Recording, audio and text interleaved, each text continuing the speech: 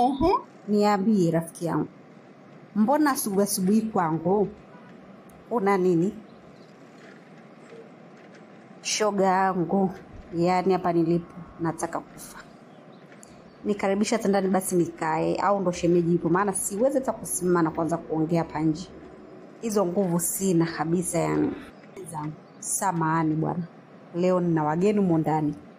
Shemeji yako yuko. Kwa hiyo tuongele tu hapa. Yani sina hamu mwenzio. Zile habari ulizoniletea kumbe za kweli. Mwanaume kaoa. Yani alivyorudi tu siku ile nikamuuliza, bwana yule atakupepesa macho. Akanambia kweli kaoa. Emfikiria rafiki yangu, mwanaume yule kule kuna kuniulia mke wa pili. Mwanaume mzee niliolewa naye kajua kwamba atanistiri, lakini wapi. Na mimi tena mguu wangu mpaka kwa yule mwanamke nikafika. Na kwamba ukiangalia mwanamke mwenyewe shangili wa mjini vipi? Rafiki yangu hapa nilipo. Usishangae ukanizika muda wote. Yani na hasira. Ndio hivyo mwaya. Mimi mwenyewe niliyakota huko mtaani. Si unajua tena. Mtu atakunyima chakula lakini maneno lazima. Na wewe ndio ndugu wangu. Nifanyeje? Nikakufikisha taarifa. Ila ndio umeshajionea mwenyewe kama bwana kaoa. Rafiki yangu acha ukapo na kujiliza. Oga bibie, oga. Rudi soko. Wewe ndio kwanza kulialia kweli? Rudi soko. Yani hata siamini. Yani yule bwana ndo kunilipa fadhila zile za kwenda kuoa mwanamke wa pili. Mzee yule mzee. Anijui kama unavyonijua rafiki yangu. Narudi soko soon. Mbona utaniona? Sitaki ujinga mimi. Hayo ndo mambo ya wanaume rafiki yangu. Sasa wewe endelea kujiliza shauri yako. Wewe mwanamke, umetoka pesa hivi? Nimetoka kwa rafiki yangu. Hivyo mwanamke unajielewa kweli? Ndio umetoka kwa rafiki yako umevaaje hivyo?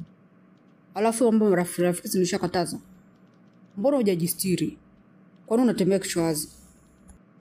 Kwani naomba nikuulize swali. Kabla hujanioa ulikutaje? Kabla hujanioa ulinikuta hivi? Nimeamua kurudi kama ulivyonikuta zamani. Mambo ya ushungu sio vitu vyangu. Unajua? Wewe mwanamke, hiyo jeuri umeitoa wapi? Kwa nini unajibu kwa jeuri namna hiyo? Mimi hata sio jeuri mume wangu. Wewe ndo jeuri. Ulitoka hapo ukaenda ukaoa mwanamke kisirisiri. Hata kuniambia mwanamke mwenyewe sasa nikajua labda mwanamke mstaarabu anayejua dini. Kumbe umeenda kuoa mwanamke ajielewe. Mwanamke waruwaru. Sasa unategemea nini? Kama umeweza kuwa mwanamke waruwaru vile, wewe unafikiri mimi nitafanyaje? Bora tu tuwe sawa wote. Maana haina tofauti sasa. Unajua mwanamke unataka kunipanda kichwani. Hujafanya kazi yoyote humu ndani. Nyumba chafu, hujapika chakula. Unategemea mimi nitakula nini? Kumbe leo zamu ya huku? Mimi sikujua. Na hujaye kutupangia zamu. Mimi nitajuaje? Asa na hivyo si una mke mdogo wewe? Leo sijajipanga. Unaweza tukwenda kulala kwa mke mdogo.